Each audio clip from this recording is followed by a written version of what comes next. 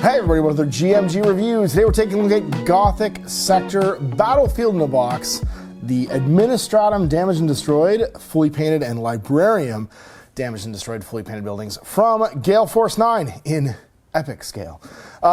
These are 2 packs of fully painted terrain ready for your sort of like battalion level large scale games that represent a building in 2 different states, either damaged, so like sort of injured, and then completely flattened into rubble. This is going to be useful for a variety of games, and obviously the Gothic style is designed to represent sort of grimmer, darker battlefield.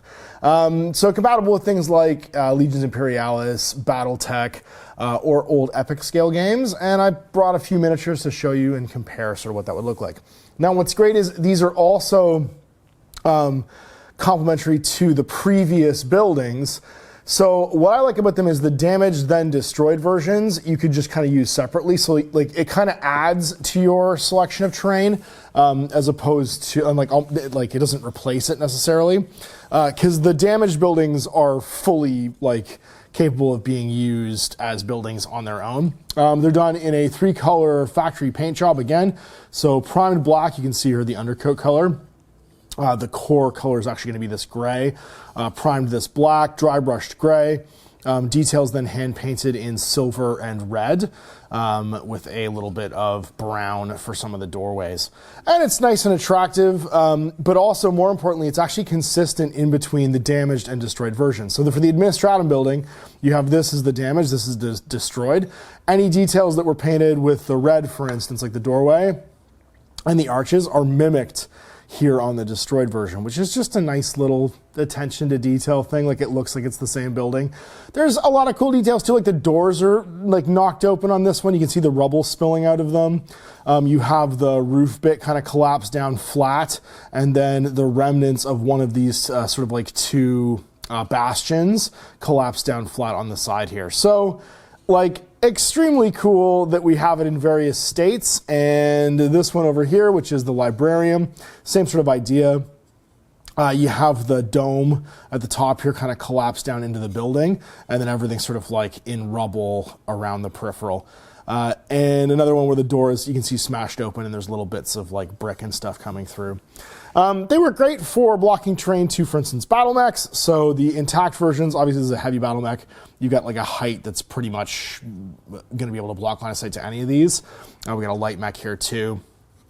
In the form of this Raven, you can see that height's pretty good. And even the destroyed ones will at least give you cover, right? They're half the height of the Raven, and then this is a Centurion. I can't remember what this guy is, but half the height for him as well, or at least up to his knees, so they give him some cover. And then for 6mm classic scale, you can see some of these are original Mark 6 Beakies that I painted up as Blood Ravens way back in the day. They're actually perfectly to scale, as well as the 10mm stuff for Legions Imperialis. If you've seen my review of the previous edition of these little gantries here will fit a 30mm Legions Imperialis base, which is nice.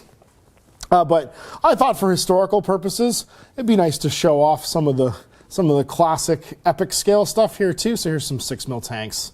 There's an old Land Raider. The cool thing about the old Land Raider was it could also drive upside down just as well if you flipped it over to scale. So like if it's going to block 6mm, it'll block 10mm, and it's just as valid for quickly filling up a table. So I really like this series of terrain kits.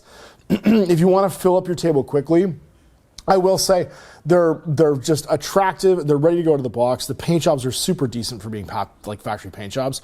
And with a little bit of extra work, like if you just put in some like oil washes or some brown ink or like just homemade like watered down brown paint, you could do a little bit of detailing in the recesses to give them a little bit extra depth, and then spray coat them. Give them even just like an airbrush of like brown or fire marking and stuff like that. These could go from like factory paint jobs to really attractive, like really nice up close paint jobs with maybe like 10 minutes of work per building because they're already base coated for you. And then just hit them with some dull coat and they're ready to be done. And also relatively like affordable considering that they come out of the box ready to go. So again, great job to the guys at Gale Force 9 and to the designers, I think it's Thunderhead, for the Gothic sector stuff. And yeah, hope to see more of this. Would be excited to see some like wrecked, I know you can't do wrecked vehicles, but like generic, like depots, shipping containers, you know what I mean? Like that kind of stuff would be really cool to see. Cranes, gantries.